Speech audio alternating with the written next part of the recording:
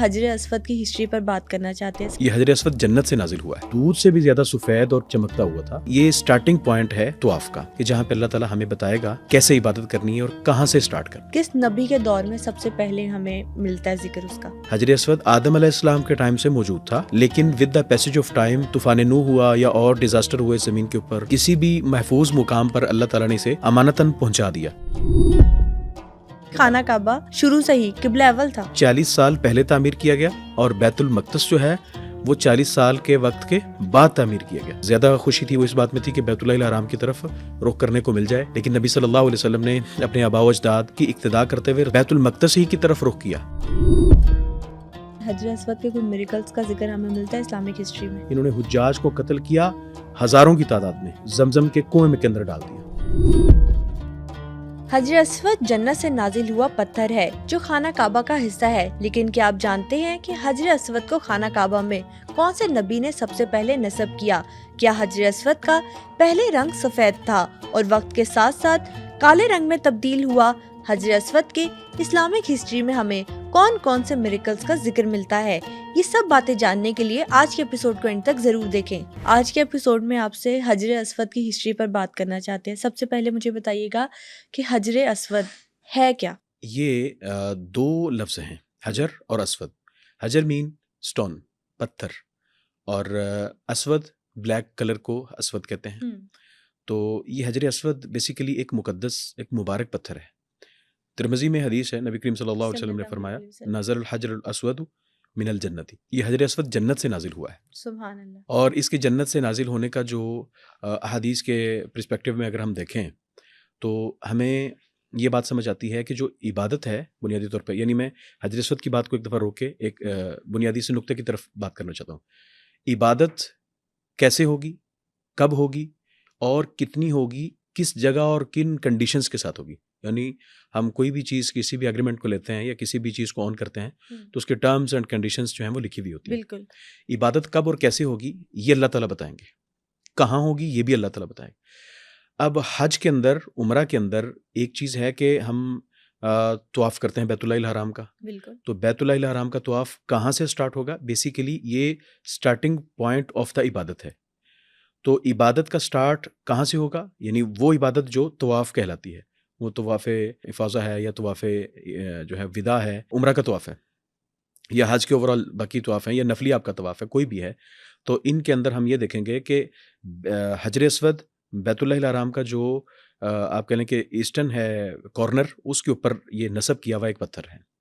یہاں سے ہم سٹارٹ کرتے ہیں طواف کو، اور طواف جب سٹارٹ کرتے ہیں تو ہم اپنے رائٹ ہینڈ سے اس کو استلام کرتے ہیں۔ اگر آپ کے لیے پاسبلٹی ہو تو آپ اس کو جو ہے وہ بوسہ بھی دے سکتے ہیں، اور اگر نہیں ہو تو پھر آپ اس کے اوپر جو ہے استلام کر سکتے ہیں۔ استلام کا مطلب دور سے آپ بسم اللہ اللہ اکبر کا اپنے دائنے ہاتھ سے اشارہ کر دیں اور وہاں سے پھر آپ طواف سٹارٹ کر دیں۔ یعنی دیٹس دا ریزن کہ حجر اسود اٹ سیلف ایک سٹون لائک ایک پتھر، اور اس سے زیادہ اس کی کوئی حقیقت نہیں ہے۔ لیکن یہ بات، یہ سٹارٹنگ پوائنٹ ہے طواف کا، کہ جہاں پہ اللہ تعالیٰ ہمیں بتائے گا کہ ہم نے کیسے عبادت کرنی ہے اور کہاں سے سٹارٹ کرنا ہے۔ اچھا، حجر اسود کس نبی کے دور میں سب سے پہلے ہمیں ملتا ہے ذکر اس کا؟ اوتھینٹک جو روایات ہیں ان میں تو یہ ہے کہ ابراہیم علیہ السلام نے اس پتھر کو بیت اللہ الحرام کے اندر فکس کیا، یعنی جس کارنر پہ آج موجود ہے اسی کارنر کے اوپر جناب ابراہیم علیہ السلام نے فکس کیا۔ لیکن ابھی میں آنے سے پہلے اس چیز کو اسٹڈیز کر رہا تھا تو دیکھ رہا تھا کہ ایسی ہسٹوریکل روایات موجود ہیں کہ جن کے اندر یہ بھی ہے کہ حجر اسود آدم علیہ السلام کے ٹائم سے موجود تھا، لیکن with the passage of time, جیسے جیسے طوفان نوح ہوا یا اور ڈیزاسٹر ہوئے زمین کے اوپر، تو کسی بھی محفوظ مقام پر اللہ تعالیٰ نے اسے امانتاً پہنچا دیا، اور یہ وہاں پہ امانت کے طور پہ رکھا رہا۔ ابراہیم علیہ السلام نے جن 3 4 5 پہاڑوں کے پتھروں کو اور ان کے وہ جو آپ کہہ لیں کہ روڑے وٹے ہوتے ہیں یا اس وقت کی دستیاب جو اینٹیں تھیں ان کو اکٹھے کر کے، تو جب بیت اللہ الحرام کی تعمیر کی نا، تو اس تعمیر کے اندر ایک یہ چیز یہ تھی کہ ابراہیم علیہ السلام نے اسماعیل علیہ السلام کو جب یہاں پہ لگانے کو پتھر کے لیے بھیجا، جاؤ بیٹے پتھر تلاش کر کے لے کے آؤ، قرآن کریم نے اس کو انڈورس کیا ہے، وَإِذْ يَرْفَعُ إِبْرَاهِيمُ الْقَوَاعِدَ مِنَ الْبَيْتِ وَإِسْمَاعِيلُ۔ اور جب ابراہیم علیہ السلام نے اور اسماعیل علیہ السلام نے بیت اللہ الحرام کی دیواروں کو اٹھایا، اور یعنی تعمیر کا بھی ہمیں پتہ چل گیا کہ یہ آدم علیہ الصلوۃ والسلام کے بعد ابراہیم علیہ الصلوۃ والسلام نے تعمیر کی ہے، یعنی ابراہیم علیہ الصلوۃ والسلام سے پہلے بیت اللہ موجود تھا۔ بعض لوگوں کا یہ بھی کہنا ہے، ابھی جیسے جیوز ہیں یا باقی لوگ ہیں، ان کا یہ بھی کہنا ہے اس کے اوپر کہ سب سے پہلا جو یعنی کعبہ اور قبلہ، اور سب سے پہلی جو ڈائریکشن، قبلہ بیسیکلی مین ڈائریکشن، کوئی سمت، تو وہ ہے بیت المقدس۔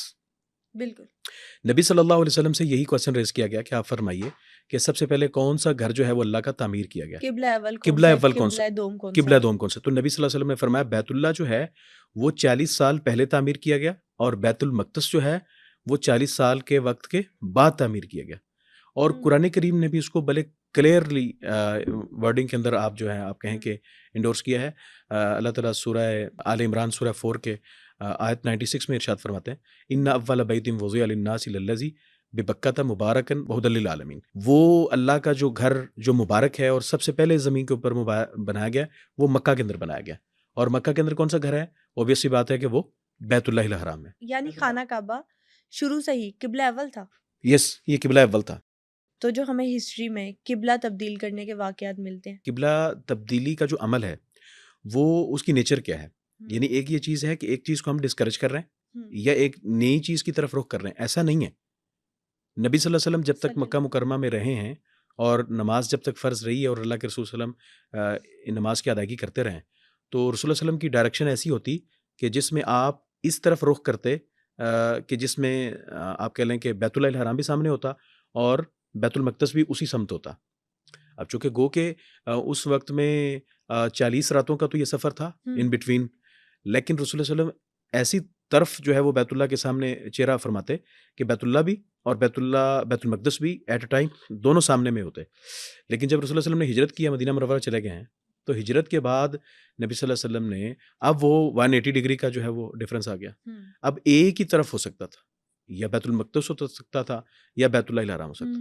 پھر بھی رسول اللہ صلی اللہ علیہ وسلم نے گو کہ آپ کا جو دل تھا، آپ کی جو آپ کہہ لیں کہ زیادہ خوشی تھی، وہ اس بات میں تھی کہ بیت اللہ الحرام کی طرف رخ کرنے کو مل جائے، لیکن نبی صلی اللہ علیہ وسلم نے اپنے آباء و اجداد، اپنے سے پہلے پیغمبروں کی، سیدنا ابراہیم علیہ السلام، موسیٰ، عیسیٰ علیہ السلام، اللہ تعالیٰ کے کروڑوں سلامتیاں ان انبیاء کی قبروں کے اوپر، تو انبیاء علیہ السلام کی اقتداء کرتے ہوئے رسول اللہ صلی اللہ علیہ وسلم نے بیت المقدس ہی کی طرف رخ کیا۔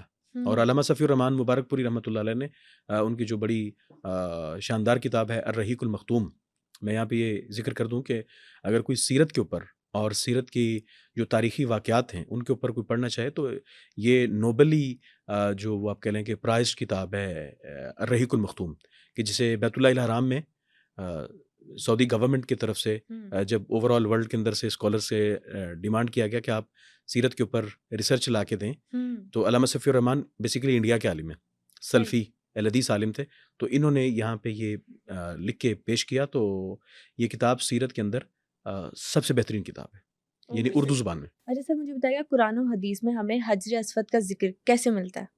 حجر اسود کا ذکر جو ہے وہ ایک مقدس پتھر کے طور پہ ملتا ہے۔ نبی صلی اللہ علیہ وسلم نے فرمایا نزل الحجر الاسود من الجنتی، یہ حجر اسود جنت سے نازل ہوا ہے، اور اس حدیث کا جو ریفرنس ہے یہ جامع ترمذی ہے، کتاب الحج ہے، اور اس کا حدیث کا جو آپ کہہ لیں کہ انٹرنیشنل نمبر ہے وہ 877۔ تو آپ اس حدیث میں پڑھیں تو نبی صلی اللہ علیہ وسلم نے فرمایا یہ مبارک پتھر ہے، یہ جنت سے نازل ہوا ہے، اور وَهُوَ أَشَدُّ بَيَاضًا مِنَ اللَّبَنِ، یہ جب نازل ہوا تو یہ دودھ سے بھی زیادہ سفید اور آپ کہہ لیں کہ چمکتا ہوا تھا، یعنی اپنے کلر میں، یعنی ہمیشہ سے حجر اسود کالا پتھر، بلیک سٹون نہیں تھا، اوکے، یہ سفید پتھر تھا اور دودھ سے بھی زیادہ سفید۔ رسول اللہ صلی اللہ علیہ وسلم نے اس کو فرمایا، اور فرمایا کہ فَسَوَّدَتْهُ خَطَايَا بنی آدم، اسے بنی آدم کے جو اعمال کی سیاہی ہے نا، اس نے اس کو سیاہ کر دیا، یعنی ان فیکٹ یہ جب نازل ہوا ہے اس وقت یہ بلیک نہیں تھا، یعنی پہلے پیور وائٹ، پھر ود پیسج آف ٹائم انسان کے جو گناہوں کی وجہ سے یہ بلیک ہو گیا۔ یس، اور یہ بلیک جو گناہوں کی وجہ سے ہوا، اگلے مطلب اگر کوئی اس سے سوال آ سکتا ہے کہ آیا یہ انسانوں کے جو ظاہری طور پہ یعنی فزیکلی ہم جو اس کو بوسہ دیتے ہیں یہ اس کی وجہ سے ہوا ہے، یا پھر یہ اس کا کوئی اسپرچوئل جو ہے وہ اس کا میننگ ہے، تو یہ اسپرچولی انسان کے گناہوں کے اثر کی وجہ سے یہ بلیک ہوا ہے۔ بالکل ٹھیک ہو گیا. مجھے یہ بتائے گا کہ حجر اسود کی سب سے پہلے جگہ خانہ کعبہ میں کنسٹرکشن کے دوران بنی تھی خاص طور پر، ایسا ہی تھا؟ یس، یہ ابراہیم علیہ السلام نے اس کو لگوایا اور آج تک اسی جگہ پہ ہے اور اس کو ریکنسٹرکٹ کیا جاتا رہا ہے ود ٹائم. ابھی حال ہی میں آپ کہہ لیں کہ ان 2 دہائیوں میں بھی، یعنی 99 کے بعد بھی، یعنی 2025 تک یہاں پہ بھی بیت اللہ الحرام کی تعمیر نو ہوئی ہے، لیکن اس کو بڑے احترام اور بڑے اکرام سے یعنی آپ اسٹڈیز اس کے اوپر کر کے دیکھ لیں تو اس کو بڑے احترام سے جو ہے وہ اسی جگہ رکھا جاتا رہا ہے کہ جہاں پہ یہ تھا. اچھا، ڈے 1 سے جو پلیسنگ تھی حجر اسود کی خانہ کعبہ میں، آج تک وہی ہے یا پلیسنگ چینج ہوئی ہے کبھی؟ آج تک وہی ہے. میں یہ سمجھتا ہوں کہ چونکہ یہ شاعر اللہ ہیں اور اللہ تعالیٰ نے ان چیزوں کو مقرر کیا ہے، تو ہمیں ان چیزوں کے اندر کوئی ایسی بات ملتی نہیں ہے. مجھے نہیں کچھ ایسا ملا کہ کسی گورنمنٹ نے اس کو جو ہے چینج کر دیا ہو، نہیں، ایسا نہیں ہے. اس کو مجھے اسی جگہ بتائیے رکھا گا گیا. جو خاص پلیسمنٹ ہے حجر اسود کی، اس اورینٹیشن کا، پلیسمنٹ کا مقصد کیا سمجھتے ہیں آپ؟ مقصد میں یہ سمجھتا ہوں کہ یہ شاعر اللہ ہے. بس سمپل سی بات ہے کہ اللہ تعالیٰ نے اس کو یہاں پہ لگانے کا حکم دیا ہے اسماعیل علیہ السلام کو. جب وہ پتھر اٹھانے گئے تو وہ پتھر لے کے آئے تو ابراہیم علیہ السلام نے اس جگہ پہ فکس کر دیا. تو انبیاء کا کوئی بھی ایکٹ جو ہے وہ وداؤٹ وہی نہیں ہوتا ہے. ایسے ہی ہے. ٹھیک ہے، تو ابراہیم علیہ السلام نے جس جگہ پہ اس کو رکھا ہے تو مین وائل کہ ابراہیم علیہ السلام نے اس کو وہی کے اوپر بیس کیا ہے اور جہاں پہ لگا دیا ہے اس کے بعد آج تک اس کے اوپر کوئی چینج نہیں آیا ہے. اچھا، یہ بھی کہا جاتا ہے کہ جب حج کرنے جاتے ہیں لوگ خانہ کعبہ کو ٹچ کرتے ہیں یا چومتے ہیں حجر اسود کو، تو یہ ایک ڈپریشن دور ہوتا ہے ان کا، ایک اسپرچل فیلنگ آتی ہے. کچھ تعلق ہے اس کا؟ اسپرچل فیلنگ تو ہو سکتی ہے چونکہ یہ شاعر اللہ ہے، لیکن اٹ سیلف یہ عبادت کا، جس کی ہم عبادت کرتے ہیں، معبود نہیں ہے. یہ بڑی، اب میں کلیریفائی کر دوں یہاں پہ کہ اس کو چھونے سے یا اس کو جو ہے وہ بوسہ دینے سے یا اس کو جو ہے وہ فزیکلی مس کرنے سے کسی کو فیل آتی ہے تو یہ صحیح بات ہے. یہ فیلنگس ہیں بیت اللہ الحرام کے ساتھ. ملتزم وہ بیت اللہ الحرام کے جو دروازہ ہے اس دروازے کے نیچے جو سٹونز ہیں، پتھر ہیں، یعنی ان کے اوپر جو ہے وہ کور گلاف نہیں ہے، ان کے ساتھ چمٹ کے، ان کے ساتھ لگ کے دعا کرنے کا باقاعدہ کہا گیا ہے. تو اس کا مطلب ہے کہ بیت اللہ الحرام کے ساتھ، اور اگر آپ نے فیل کیا ہے، اللہ کرے آپ کو اللہ تعالیٰ لے جائے، اور وہاں پہ جب ہم دعا کرتے ہیں تو اس کی فیلنگس جو ہیں وہ انسان کی، وہ آپ کہہ لیں کہ وہ بیان نہیں ہو سکتی. اس بات کو تو اسپرچویلٹی میں بھی مانا جاتا ہے، سائنس بھی اس بات کو مانتی ہے. ناسا نے جو ایک پکچر لی ہے اسپیس کی، وہ اس میں یہ نظر آ رہا ہے کہ جو خانہ کعبہ ہے وہ ایک ڈائمنڈ کی طرح چمک رہا ہے. وہ بھی بڑی حیرت انگیز بات ہے پوری دنیا کے لیے، ہمارے لیے تو ہے ہی. اور اس کو جو زوم کر کے دکھایا گیا ہے حجر اسود کو، آپ وہ پکچر بھی ذرا اس پہ دیکھیے گا. اچھا، قرآن و حدیث کے مطابق حجر اسود کو ہاتھ لگانا مستحب ہے؟ مستحب، رسول اللہ صلی اللہ علیہ وسلم نے یہ مستحب ہے. رسول اللہ صلی اللہ علیہ وسلم نے اس کو باقاعدہ استعلام کیا ہے. آپ نے باقاعدہ جو ہے وہ اس کو جو ہے وہ بوسہ بھی دیا ہے. یہ بالکل رسول اللہ صلی اللہ علیہ وسلم سے ثابت ہے. بخاری کتاب الحج میں حضرت عمر رضی اللہ تعالیٰ عنہ سے روایت ہے، اور عابس بن ربیعہ تابعی ہیں، بیان کرتے ہیں کہ عمر رضی اللہ تعالیٰ عنہ حجر اسود کے قریب آئے، اور یہاں پہ حضرت عمر رضی اللہ تعالیٰ عنہ کے اس عمل سے 2 باتیں ہمیں ملتی ہیں. پہلی بات تو یہ ہے کہ اسے چھونا یا اسے استعلام کرنا یا پھر اسے بوسہ دینا، یعنی آپ نے ہاتھ سے چھوا یا دور سے آپ نے استعلام کیا یا آپ نے اس کو فزیکلی جو ہے بائی فیس اس کو آپ نے بوسہ دیا، تو یہ تینوں باتیں درست ہیں. رسول اللہ صلی اللہ علیہ وسلم کے بارے میں حضرت عمر نے کہا گا، یا عالم یا حجر، اے پتھر، انی عالم انک حجر، میں جانتا ہوں کہ تو ایک پتھر ہے، لا تضر ولا تنفع، نہ تو کوئی نقصان کر سکتا ہے اور اگر اللہ نہ چاہے تو کوئی نفع بھی تو نہیں دے سکتا ہے. تو ایک پتھر ہے، لیکن میں کیوں چوم رہا ہوں تجھے؟ لولا انی رأیت رسول اللہ صلی اللہ علیہ وسلم یقبلک ما قبلتک، اگر میں نے نبی صلی اللہ علیہ وسلم کو نہ دیکھا ہوتا کہ رسول اللہ صلی اللہ علیہ وسلم نے تجھے استعلام کیا ہے، استعلام مطلب ہم بوسہ دیا ہے، تو میں کبھی بھی تیرے قریب نہیں آتا، میں تجھے کبھی بوسہ نہیں دیتا. تو عمر رضی اللہ تعالیٰ عنہ نے یہاں پہ 2 باتیں کلیریفائی کر دیں. ایک تو بات یہ ہے کہ کام وہ کیا جائے گا جو رسول اللہ صلی اللہ علیہ وسلم نے مشروع کیا ہے. مشروع مطلب جو الاؤ کیا ہے. عبادات کے اندر کوئی کام تب تک نہیں ہو سکتا ہے جب تک اس کے کرنے کی دلیل نہیں مل جائے. اور جو ہمارے اوورال کے آپ کہہ لیں کہ دنیا داری کے امور ہیں، تو یہ کوئی کام اوورال حلال رہے گا، جائز رہے گا جب تک کہ اس کے حرمت کی، اس کے حرام ہونے کی دلیل نہ بن جائے. یعنی کھانا پینا، ٹریڈ کرنا، یہ ساری چیزیں حلال ہیں. جو ٹریڈ حرام ہوگی اس کے بارے میں شریعت بتا دے گی. جو کھانا ہمارے لیے ہیلتھ بینیفیشل نہیں ہوگا یا پھر ہمارے لیے وہ نقصان دہ ہوگا وہ شریعت بتا دے گی. لیکن عبادات تب تک نہیں کی جائیں گی کہ جب تک عبادت کے کرنے کی دلیل نہ مل جائے. اب چونکہ ہم اس کو بوسہ دینا یا اس کو استلام کرنا یا اس کو اشارہ کرنا ہم اس کو عبادت یا عبادت کا سٹارٹنگ پوائنٹ سمجھتے ہیں، سو یہ رسول اللہ صلی اللہ علیہ وسلم کے یا اللہ تعالیٰ کے حکم کے ساتھ خاص ہے. عمر رضی اللہ تعالیٰ عنہ بیسیکلی یہی اشارہ کر رہے ہیں کہ تو ایک پتھر ہے، میں تجھے چوم رہا ہوں لیکن اس لیے کہ تجھے رسول اللہ صلی اللہ علیہ وسلم نے چوما ہے. باقی پتھر کے اندر اٹ سیلف کوئی ایسی کراماتی حیثیت نہیں ہے، جنت کے اندر سے آیا ہے. انبیاء کرام علیہ الصلوۃ والسلام کا اس کو استلام کرنا اور بوسہ دینا یہ ایک بات ہے کہ جس لیے ہم نے دیا ہے. باقی ہمارے ہاں ان چیزوں کو بھی آپ سمجھ لیں کہ عمر رضی اللہ تعالیٰ عنہ جس بات کی اصلاح کر دی کہ اگر جنت سے آنے والا پتھر جس کو سارے انبیاء کرام علیہ الصلوۃ والسلام نے بوسہ دیا ہے، جب وہ کسی چیز کا فائدہ اور نقصان اللہ کے حکم کے بغیر نہیں کر سکتا تو پھر کڑے چھلے انگوٹھیاں فیروزے فلانے ڈھمکانے یاقوت یہ ہماری شریعت کا مزاج نہیں ہے. ٹھیک ہے، یہ دینداری کا مزاج ہماری اسلام کا مزاج نہیں ہے. اسلام بیسیکلی ان چیزوں کے سہاروں سے ہٹا کے ہمیں اللہ کے ساتھ جو ہے وہ جوڑنا چاہتا ہے. بالکل. اور اگر ہم حجر اسود کو چوم رہے ہیں یہ بھی اللہ کے حکم کے ساتھ چوم رہے ہیں، رسول اللہ صلی اللہ علیہ وسلم کے حکم کے ساتھ چوم رہے ہیں. یہاں پہ یہ بات نہیں ہے کہ ہم حجر اسود کے اندر اٹ سیلف کوئی معجزاتی اور کرامتی صورتحال مانتے ہیں، ایسی بات نہیں ہے. بات صرف یہ ہے کہ حجر اسود مقدس اور مبارک اس لیے ہے کہ وہ جنت سے آیا ہے اور رسول اللہ صلی اللہ علیہ وسلم نے اس کو استلام کیا اور باقی انبیاء کرام علیہ السلام نے اس استلام کیا اور بوسہ دیا. یہ بات بالکل ٹھیک ہو گیا، بڑی انفارمیٹیو بات کی آپ نے.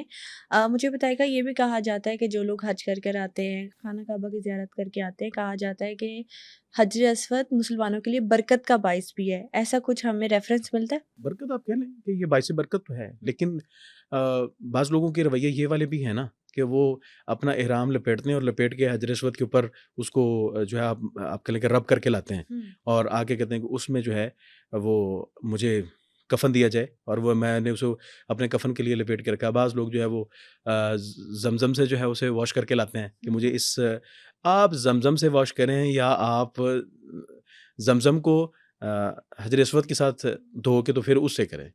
اگر عمل نہیں ہے تو پھر بات نہیں بننی. رسول اللہ صلی اللہ علیہ وسلم نے اپنا جبہ مبارک اتار کے عبداللہ ابن ابی جو منافقین کو لیڈ کر رہا تھا اس کو پہنا دیا، لیکن ساتھ اللہ تعالیٰ نے کیا کہہ دیا؟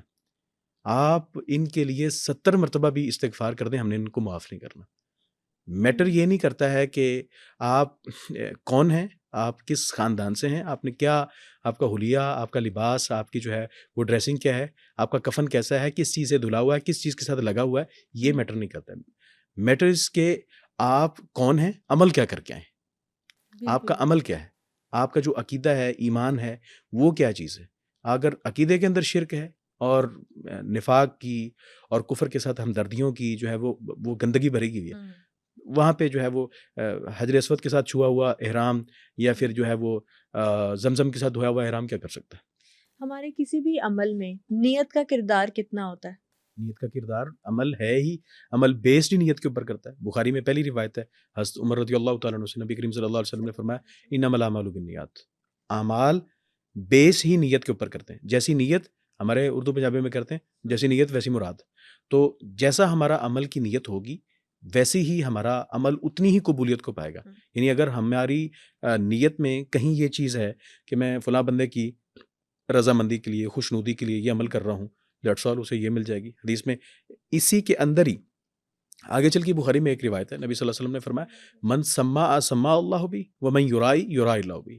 جو شخص دنیا کو سنانا چاہتا ہے نا، اس کی نیت ہے سنانے کی، اللہ تعالیٰ اس کو سنوا دیتا ہے، اس کا بیانیہ بک جاتا ہے، اس کی بات سنوائی ہو جاتی ہے. اور جو دکھانا چاہتا ہے اس کے سارے کام دنیا کو نظر آ جاتے ہیں، لیکن اللہ کے ہاں اس کے لیے کوئی چیز نہیں. اللہ کے ہاں اس کے لیے کوئی عمل کا اس کا بدلہ نہیں ہے. تو یہاں پہ میں سمجھتا ہوں کہ آپ کا یہ کوشچن اس پروگرام کے اندر بڑے جو ہے وہ امپورٹنٹ ہے کہ ہماری نیت کا کہاں تک جو ہے وہ عمل دخل ہے. نیت کا عمل دخل اتنا ہے کہ عمل کے سٹارٹ ہونے سے عمل کے اینڈ ہونے تک اور اللہ کے قبول ہونے تک ڈیپینڈز آن نیت. ہم نا بچپن سے ایک اور بات سنتے آ رہے ہیں کہ اگر نیکی کی نیت بھی کر لو نا تو نیکی اللہ کے پاس قبول ہو جاتی ہے، اور اگر برائی کا ارادہ کرو تو برائی یا مطلب بدی تب تک لکھی نہیں جاتی جب تک ہم اس کو ایکٹ نہ کر لے. کیا یہ بات صحیح ہے؟ یہ بخاری میں یہ بات بالکل صحیح ہے. نبی صلی اللہ علیہ وسلم نے فرمایا نا کہ من اراد بہمت ومن اراد بسیئت، جس بندے نے ارادہ کیا نیکی کرنے کا، فلہ حسنۃ کاملۃ، تو اس کے لیے ایک مکمل نیکی لکھ دی گئی. ابھی اس کی انٹینشن ابھی اس کی اپنے دل میں وہ ارادہ کر رہا ہے، تو اس کے ارادہ کرنے کے اوپر اس کے لیے ایک پوری نیکی لکھ دی گئی، اور اگر وہ اس نیکی کو پرفارم کر دیتا ہے تو پھر اس نیکی کو فلاح اضعاف، اس کے لیے 7 نیکیاں ہیں، 7 سے 10 ہے، الا اضعاف کثیرۃ، یا پھر 7 سے بھی کئی 100 گنا تک اللہ تعالیٰ نیت کے اکارڈنگ اس کی نیکی کو بڑھاتا جاتا ہے۔ اور ایک شخص جو ہے وہ کسی برائی کا، بدی کا ارادہ کرتا ہے، اور بدی اور برائی کا ارادہ کرنے والے کے لیے رسول اللہ صلی اللہ علیہ وسلم نے فرمایا کہ وہ تب تک نہیں لکھی جاتی ہے کہ جب تک وہ اس کا ایکٹ کر نہ دے، اس کے اکارڈنگ اپنی نیت کے، جو اس کی نیت کے اندر فطور اور بدی تھی اس کے مطابق اگر وہ کر نہ دے تب تک لکھی نہیں جاتی۔ اور لکھی کب جاتی ہے؟ یہاں پہ اس چیز کو روک کے ایک صحیح مسلم کی حدیث میں لائیں۔ میں حیران ہوا کہ میں نے اپنے پورے ایجوکیشنل کریئر میں نے اس حدیث کو نہیں پڑھا، نہیں سنا۔ میں نے بعد میں ایک مفتی صاحب کا میں بیان سن رہا، مفتی عبداللطیف صاحب ہیں بہاولپور کے، میں ان کا بیان سن رہا تو مجھے بڑی حیرانی ہوئی کہ رسول اللہ صلی اللہ علیہ وسلم نے فرمایا کہ جب انسان سے کوئی گناہ اور بدی جو ہے وہ سرزد ہو جاتی ہے، اللہ رب العزت گناہ لکھنے والے جو فرشتے ہیں ان کو کہتے ہیں کہ قلم اٹھا لو اور 6 گھڑیاں قلم اٹھائے رکھو۔ ممکن ہے کہ ان 6 گھڑیوں میں یہ شخص توبہ کر لے، رجوع کر لے، اپنی بات سے جو ہے وہ وڈرا کر جائے، تو آپ نے اس کا گناہ لکھنا بھی نہیں، مینس کہ وہ اس کی نیکی کرنے کی، نیکی کی نیت کے اوپر پوری نیکی کر لی، 7 نیکیاں، 7 سے 10 نیکیاں اور 700 گنا تک کی نیکیاں، اور گناہ کی نیت کی، گناہ لکھا نہیں کیا ہے۔ عدل کا تقاضا تو یہی بنتا ہے نا، بالکل، کہ لکھا جائے۔ ایکویلٹی تو اسی بات میں ہے نا کہ اگر اس طرف نیکی کی نیت ہے تو نیکی لکھی گئی ہے، گناہ کی نیت ہے تو گناہ لکھا جانا چاہیے۔ اور سم ٹائم میں اگر انٹرنل بات کروں تو سچی بات ہے کہ ہماری نیکی کی نیت اتنی اسٹرانگ نہیں ہوتی جتنا گناہ کا ارادہ اسٹرانگ ہوتا ہے، اور ہمیں جب نیکی کی نیت ہم کرتے ہیں تو شیطان اس کے اوپر 10 قسم کے ہمیں وسوسے اور بہانے اور ہیلے جو ہے نا وہ ٹالتا ہے، لیکن گناہ کرنے کے لیے وہ خود ایک روڈ میپ دیتا ہے، ایک جو ہے وہ آپ کو پورا ٹریک دے رہا ہوتا ہے کہ آؤ اس طرف سے جو ہے۔ اور یہ جو ہمارے اندر اللہ نے ایک برین کی جو پاور رکھی ہے یہ اتنا اسٹرانگ ہے، آپ اس کو ایک انسٹرکشن دینی ہے، آپ اس کو کمانڈ دیں ایک کہ مجھے یہ کام کرنا ہے، اور پھر آپ کو دیکھیں یہ کیسی پٹیاں پڑھاتا ہے۔ یعنی خود انسانی باڈی کے اندر جو اللہ تعالیٰ نے برین رکھا ہے، دل و دماغ رکھے ہیں، یہ اتنے پاورفل ہیں کہ انسان نیکی کرنی ہو تو نیکی کے لیے راستہ بناتے ہیں، اور بدی کرنی ہو تو بدی کے لیے راستہ بناتے جاتے ہیں، اور انسان کو پتہ نہیں چلتا ہے کہ انسان جو ہے وہ کسی گمراہی کے اندر پڑ جاتا ہے۔ بڑی انفارمیٹیو بات کی آپ نے، کیونکہ یہ برین ہمارا ٹرین اس طرح سے ہو گیا ہوتا ہے، کیونکہ ایک سوال اکثر ہم ہر سال سنتے ہیں کہ اگر شیطان رمضان میں قید ہو جاتا ہے تو پھر انسان گناہ کیوں کرتا ہے؟ تو وہ یہ کہا جاتا ہے کہ انسان کی مائنڈ ٹریننگ اس طرح سے ہو گئی ہوتی ہے کہ جو ویو ہوتی ہے نا ایک رحمان، وہ گناہ کی عادی ہو چکی ہوتی ہے، تو شیطان قید ہو چکا ہے لیکن وہ اپنا کام بیک اپ میں کر چکا ہوتا ہے۔ امام حسن بصری رحمۃ اللہ علیہ سے یہ پوچھا گیا نا کہ رمضان میں یہ شیطان تو قید ہو جاتا ہے تو پھر انسان گناہ کیوں کرتا ہے؟ تو امام صاحب فرماتے ہیں کہ جو تمہارے اندر کے گناہ ہیں جب تک تم ان سے توبہ اور استغفار نہیں کرو گے تو شیطان کا بند جانا وہ تمہارا کیا بگاڑ سکتا ہے؟ یعنی ہمارے اندر کی جو کیفیات ہیں ہمیں ان سے بھی توبہ طلب ہونا ہے نا۔ بالکل، تو وہ ہمارے ایک معروف موٹیویشن اسپیکر ہیں، تو وہ کہتے ہیں کہ اگر آپ گناہ چھوڑنا چاہتے ہیں تو ہر اس تصور سے بھی توبہ کر جائیں جو آپ کو گناہ کی طرف لے جاتا ہے۔ اچھا، ابھی حجر اسود کے ساتھ ہم نے نا برکت کے کانسیپٹ کی بات کی ہے، مجھے بتائے گا کہ برکت ہے کیا چیز؟ برکت کا کانسیپٹ اسلام میں ہمیں کس طرح سے ملتا ہے؟ فزیکل کانسیپٹ ہے کہ میٹا فزیکل ہے؟ میٹا فزیکل بھی ہو سکتا ہے، یعنی آپ یہ دونوں چیزوں کے اوپر ویری کرتا ہے۔ سم ٹائم جو ہے وہ ریسورسز وہی رہتے ہیں، یعنی آپ کی چیزیں، یعنی اگر میٹا فزکس کی بات کریں یا فزکس کی بات کریں یا مطلب فزیکل جو ہماری محسوس ہونے والی چیزیں ہیں تو وہ 1 سے 2، 2 سے 3 اور 10 نہیں ہوئی، ٹھیک ہے، لیکن ہماری ان کے ساتھ جو جڑی ہوئی ضرورتیں ہیں وہ اس قدر اللہ تعالیٰ ان کو کم کر دیتا ہے۔ اسے حدیث کی زبان میں یا برکت کی زبان میں عافیت کہا گیا ہے کہ انسان کا عافیت کے ساتھ ایسے گزر جانا جیسے تم میں سے کچھ شخص اپنا خاردار جھاڑیوں کے پاس سے، کانٹوں کے پاس سے گزر رہا ہو تو وہ اپنے کپڑے بچا کے گزر جاتا ہے نا، یہ عافیت ہے۔ تو میں کہتا ہوں عافیت بھی ایک برکت کا ایک اللہ تعالیٰ کی طرف سے بلیسنگ ہے کہ انسان کے پاس ایک چیز ہے اور اس کی ضروریات اس کے ساتھ جو جڑی ہوئی ہیں وہ 10 چیزیں ہیں، لیکن سم ٹائم اللہ تعالیٰ ان ضروریات کو سمیٹ کے یا ان آنے والی مصائب کو سمیٹ کے اتنا شرنک کر دیتا ہے کہ وہ ایک ہی انف ہو جاتی ہے ان تمام ضرورتوں کے لیے۔ اور اگر ہم یہ تو ہے وہ میٹا فزک. اور اگر ہم فزیکل بات کریں تو سم ٹائم اس چیز کے اوپر بھی ویری کرتا ہے کہ اللہ تعالیٰ آپ کو بہت ساری چیزوں سے نواز دیتا ہے. تو وہ دعا کے نتیجے میں، صدقہ و خیرات کے نتیجے میں، یا وہ صلہ رحمی کے نتیجے میں. تو نبی صلی اللہ علیہ وسلم نے فرمایا کہ جو شخص چاہتا ہے کہ میری عمر بڑھ جائے اور مرنے کے بعد بھی میرا نام زندہ رہے، تو یعنی ایک تو یہ ہے کہ زندگی لمبی مل جائے، ایک یہ ہے کہ زندگی ختم ہونے کے بعد بھی اس کا نام زندہ رہے، تو وہ رشتہ داروں کے ساتھ اچھا سلوک کرے، صلہ رحمی کرے. اس کا مطلب ہے کہ یہ ایک ایسا عمل ہے کہ جو آپ کو میٹا فزیکل میں بھی اور فزیکل دونوں چیزوں کے اوپر امپلیمنٹ ہوگا، کہ آپ کی زندگی یہ والی جو حصی ظاہری زندگی ہے یہ بھی بڑھ جائے گی، اور اگر یہ ختم ہو جاتی ہے اس کے ختم ہونے کے بعد بھی انسان کا نام زندہ رہے گا، لیکن اس کے لیے کاز، اس کے لیے جو سورس ہے یا اس کے لیے رہنمائی ہے وہ رسول اللہ صلی اللہ علیہ وسلم نے فرما دی کہ وہ رشتہ داروں سے اس نے سلوک. بالکل ٹھیک ہو گیا، بہت خوبصورت بات. مجھے بتائے گا کہ اگر ہم حجر اسود کو سمجھ رہے ہیں، پلیسنگ اسی خانہ کعبہ میں، خانہ کعبہ itself centre of universe ہے ہمارا، اس پہ کون کون سے میریکلس ہوئے ہیں، اور حجر اسود کے کوئی میریکلس کا ذکر ہمیں ملتا ہے اسلامک ہسٹری میں؟ ملتا ہے.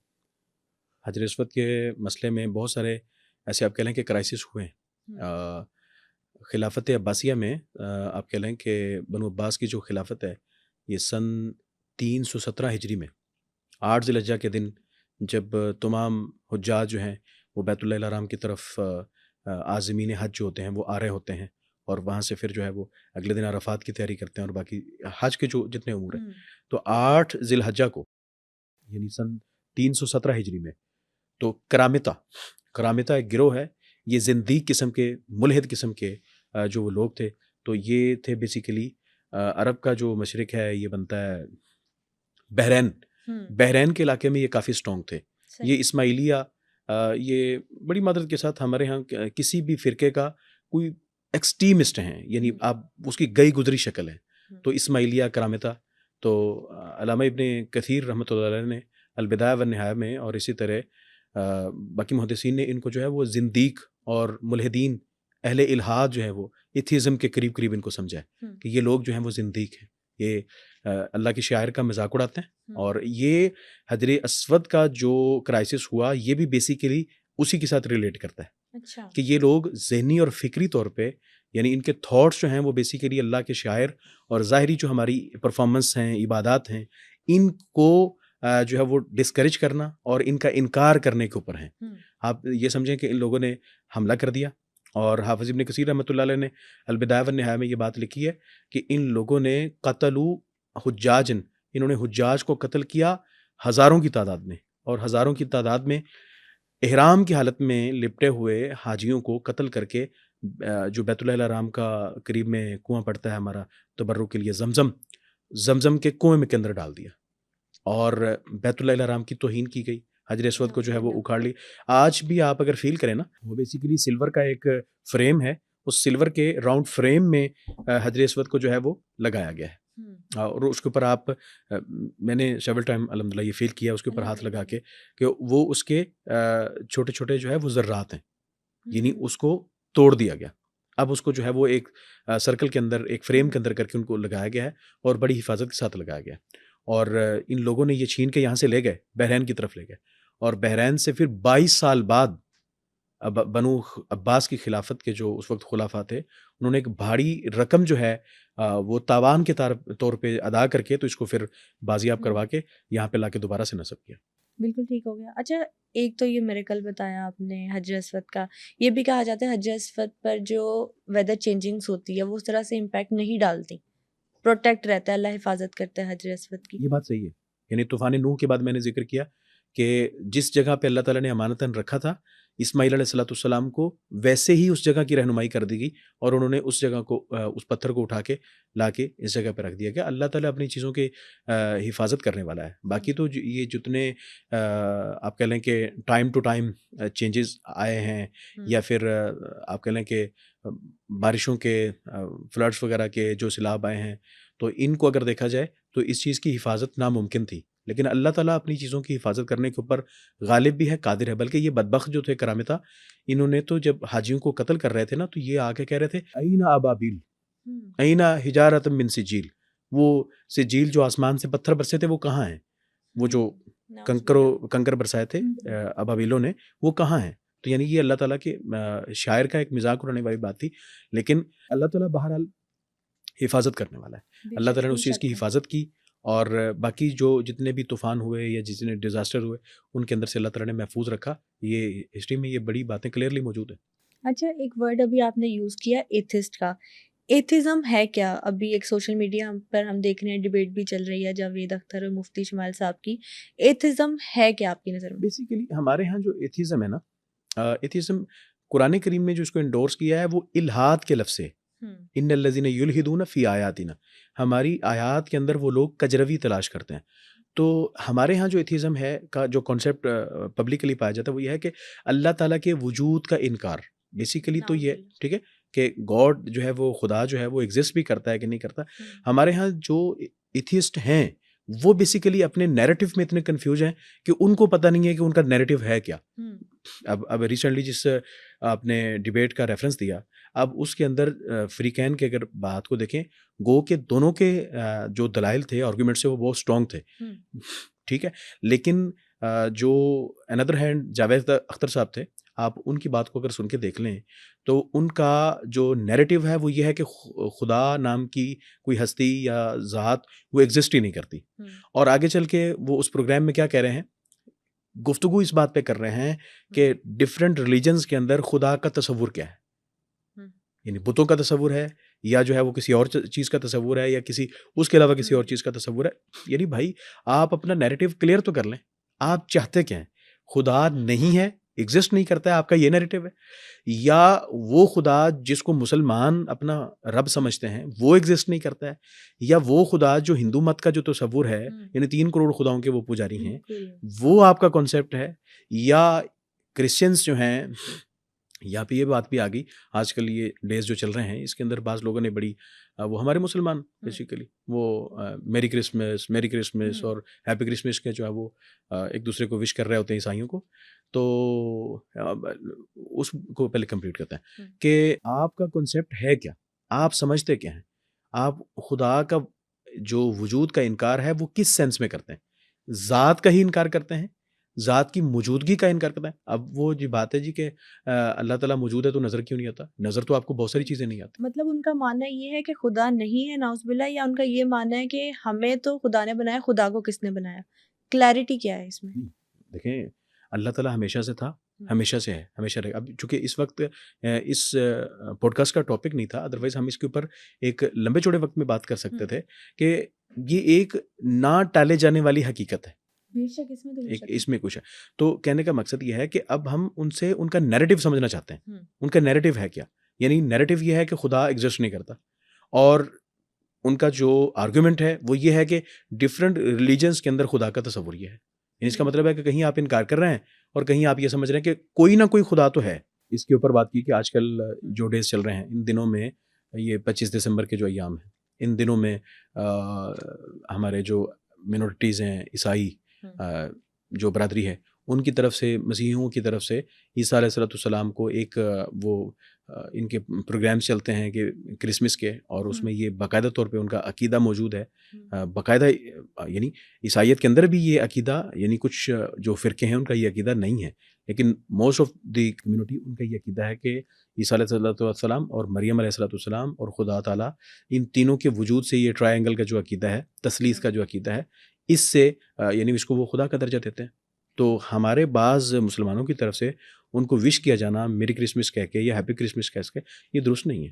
اس لیے کرسمس اگر کسی کو وش کرو تو گناہ ہے. یہ اس لیے کہ گناہ اس لیے ہے کہ میری کرسمس میں اس کے بیک اینڈ پہ آپ جا کے دیکھیں کنسیپٹ کیا ہے کہ اللہ رب العزت نے اولاد پیدا کی ہے، جبکہ اللہ رب العزت کے لیے ولم تک اللہ صاحبۃ، نہ اللہ کی بیوی ہے اور نہ اللہ کا کوئی بیٹا ہے، لم یلد ولم یولد ولم یکن لہ کفوا احد، نہ اللہ کسی سے پیدا ہوا ہے نہ اس نے کسی کو جنم دیا ہے. سو پوائنٹ از کہ اللہ کو ہم یہ کہہ رہے ہیں کسی کمیونٹی کو جا کے کہ تمہیں اس چیز کی جو ہے وہ ہم وش کر رہے ہیں، مبارکباد دے رہے ہیں کہ تمہارا یہ عقیدہ ہے کہ اللہ نے بیٹا پیدا کیا. اچھا مجھے بتائیے گا کہ آخر پہ کچھ لوگ کہتے ہیں کہ جو حجر اسود ہے وہ ایک طواف کا مارک تو ہے ہی، لیکن اس سے ایک اسپرچل ہیلنگ بھی ملتی ہے. کچھ لوگوں کا جس طرح سے ماننا ہے کہ وہاں پہ جاتے ہیں تو ایموشنلی وینٹ آؤٹ جب وہ اپنی چیزیں کر دیتے ہیں تو ہیلنگ ہو جاتی ہے ان کی، ایسا ہے؟ یہ وینٹ آؤٹ جب وہ اپنی چیزوں کو کرتے ہیں اور ان کو ہیلنگس ملتی ہیں، یہ بات صحیح ہے. یعنی یہ بات صحیح، یعنی یہ ویری کرتا ہے case to case, person to person بھی ویری کرتا ہے کہ آپ کو اس کو چھو کے یا استلام کر کے آپ کو کیا ملا. لیکن آج کل کے جو ہمارے رویے ہیں وہاں پہ ہر طرح کے لوگ چونکہ آئے ہوئے ہوتے ہیں، تو وہاں پہ جو چیز ہو رہی ہے وہ شریعت نہیں ہے، وہ دین نہیں ہے، وہ رسول اللہ علیہ وسلم کی تعلیم نہیں ہے.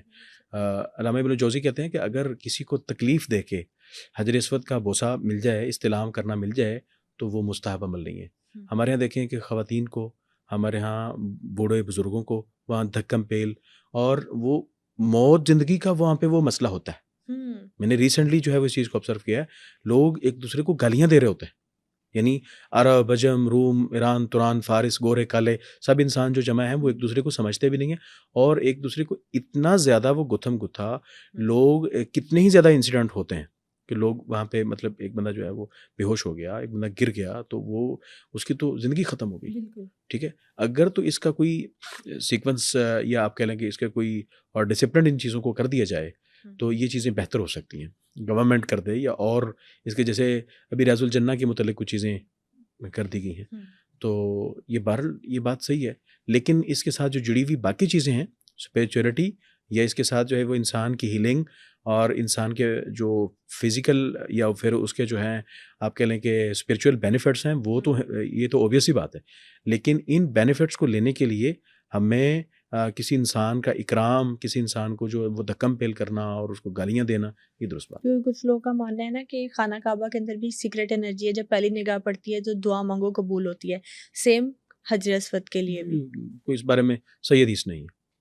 یہ پبلکلی اس قسم کی حدیث ہمارے ہندوستان میں یعنی سب کانٹیننٹ میں ٹریول کرتی ہیں، باقی ان کا کتاب و سنت کے ساتھ کوئی تعلق نہیں. بالکل ٹھیک ہو گیا. کلیئرٹی کے لیے مجھے بتائے گا کہ آخر پر حجر اسود کی ہم نے ہسٹری پر بات کی، کس طرح سے ہمیں حجر اسود کا اپنے دل و دماغ میں ایک تصور بنانا چاہیے، اور کیا میسج دیں گے لاسٹ پر podcast? Before the answer میں ایک چیز ایڈ آن کر دوں کہ ہمارے ہاں بعض لوگ یہ اس چیز کے اوپر ایلیگیشن بھی لگاتے ہیں. بعض وہ لوگ کہ جو اللہ تعالیٰ کی ذات کے ساتھ کچھ اور چیزوں کو مطلب عبادت میں شامل کرتے ہیں، پوجا پاٹ کرتے ہیں. تو جب ہم ان سے بات کریں کہ یار یہ تو غیر اللہ کی عبادت ہے، یہ تم اللہ کے علاوہ کسی اور کو پوج رہے ہو یا پکار رہے ہو دعا کے لیے، منت مراد کے لیے، یا پھر سجدے کے لیے کسی اور چیز کو شریک ہو، وہ کہتے ہیں تم بیت اللہ الحرام کے پتھروں کو نہیں چومتے ہو. بھائی بیت اللہ الحرام کے پتھروں کو چومنا اللہ نے مشروع کیا ہے، اللہ نے اس کی اجازت دی ہے. وہ عبادت کا درجہ ہے یا وہ عبادت کا نشان ہے، سائن آف دا عبادت ہے. ٹھیک ہے، تو اس کے کمپیریٹیولی جن چیزوں کو ہم پوج رہے ہیں یا جن گری پڑی کو یا کھڑی پڑی کو ہم پوجتے پھر رہے ہیں، یہ چیزیں آیا اللہ تعالیٰ نے مشروع کی ہیں. یعنی ہم کس قسم کی گھٹیا جو ہے وہ ایگزامپل جو ہے وہ سیٹ کر لیتے ہیں کہ پتھروں کو چومنا، اور یہاں پہ مطلب کسی جو ہے وہ بزرگ کے پتھروں کو چومنا، کسی بزرگ کے قدموں کو چومنا، یا کسی جو ہے وہ جو ہے مجسمے کے پتھروں کو چومنا، یہ جو ہے وہ یہ آیا ہم یہ ان چیزوں کا کوئی کمپیریزن بنتا ہے؟ نہیں بنتا. اس چیز کو اللہ تعالیٰ نے آرڈر کیا ہے، اور یہ چیزیں تو اللہ تعالیٰ نے منع کی ہیں. یہی تو ڈفرینشیٹ اسی چیز کو کیا حضرت عمر رضی اللہ تعالیٰ نے فرمایا کہ تو پتھر ہے، جنت سے آیا، یہ بات صحیح ہے، لیکن تو نفع نقصان نہیں دے سکتا. حجر اسود کے اندر جو ہمارا تعظیم اس لیے تعظیم ہے کہ وہ رسول اللہ صلی اللہ علیہ وسلم نے اور انبیاء علیہ السلام نے اس کو استلام کیا. یہ تعظیم کی بات ہے، یہ شاعر کی بات ہے. اللہ کے شاعر ہیں. بیت اللہ الحرام ہو، قربانی ہو، عبادت ہو، حتیٰ کہ قربانی کے جانور، یعنی جن جانوروں کو ہم مخصوص کر دیتے ہیں، وہ ہمارے ہاں بچے ہار پہنا دیتے ہیں یا ان کے اوپر کلرز کر دیتے ہیں، یعنی یہ سائن ہوتا ہے کہ یہ جانور جو ہے وہ اسپیسیفک ہے کس کے لیے؟ قربانی کے لیے. ان جانوروں کی تعظیم کرنا، یعنی ان کے ساتھ احترام سے پیش آنا، ان کو مارنا پیٹنا نہ، ان کے اوپر سواری نہ کرنا، یہ بھی جو ہے وہ ایک تعظیم کا حصہ ہے. یہ اللہ تعالیٰ نے، یعنی ایک طرف آپ گائے کی پوجا کریں گے، یا ایک طرف جو ہے وہ آپ گدھوں گھوڑوں کے اور اونٹوں کے اوپر نیچے سے گزریں گے، تو وہ ایک شرک کا سائن ہے. اور اس طرف جو ہے اگر آپ انہی جانوروں کا آپ احترام اس لیے کرتے ہیں، یہ قربانی کے جانور ہیں، یہ اللہ کے شاعر میں سے یہ بات ہے. آج کے ایپیسوڈ میں ہم نے حجر اسود کی ہسٹری، اس کے میریکلز اور سیکرٹ انرجی پر بات کی.